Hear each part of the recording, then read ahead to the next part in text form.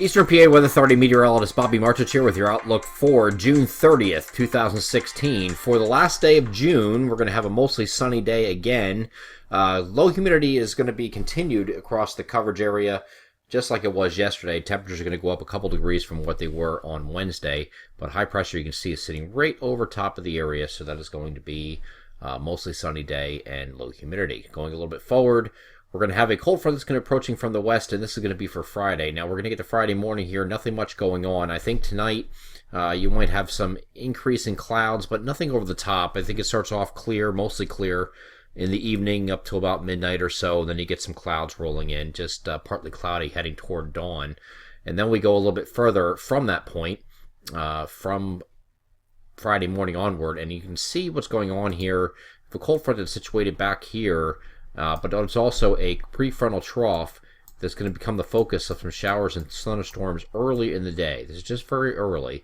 They're not very strong storms or anything like that, but just some showers that are going to form along this prefrontal trough axis. The cold front is going to come through later in the day, and that's going to spark another round of storms, we think, in the evening.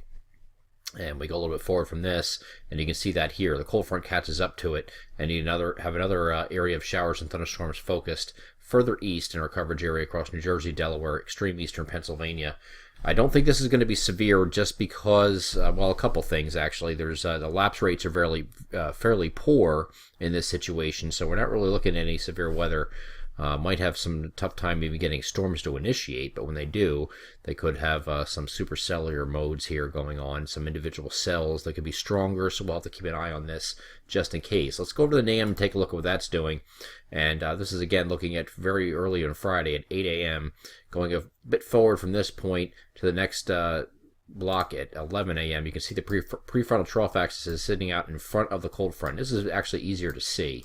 Where you can see the prefrontal trough is sitting here, so you have some focus of showers and thunderstorms along that prefrontal trough axis, but you also have the trailing cold front that's sitting back here.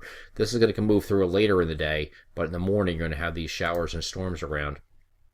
And we go a little bit further here, you see it moving across central Pennsylvania, and then by the time we get to 5 p.m., you have a line of shower and thunderstorms moving through. Again, this is not looking like it's a big severe deal. If you get enough clearing between that point from 11 a.m. on Friday to 5 p.m., you might have some a little bit more robust cells moving through, but I wouldn't bank on it just because, again, those lapse rates aren't very good, and then you move to the next frame and it's pretty much dissipated. So this is to start our holiday weekend, and again, as I said in the video yesterday, the holiday weekend for me is anywhere from Friday through Monday, because we have the holiday on Monday.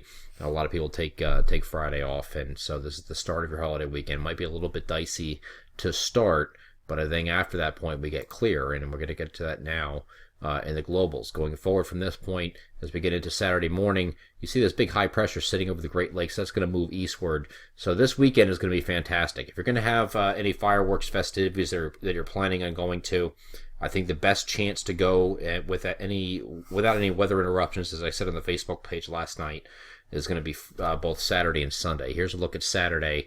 Late in the day on Saturday, absolutely nothing going on, just clear skies, perfect for viewing for fireworks on Saturday, July 2nd. And then we go a little bit further here into Sunday. Pretty much the same deal. Here's Sunday evening. Absolutely nothing going on. So very fantastic weekend. The traditional weekend, Saturday, Sunday, will be fine. But when we get to Monday, see all this mess out here that's sitting out here over Illinois and getting into Indiana, Missouri. This is going to move eastward. Now, there's some question about how far north this came, but the models are starting to pick up on the fact that this is coming a little bit further north. Now, this is looking at 2 p.m. on Monday, on July 4th. This is the actual holiday.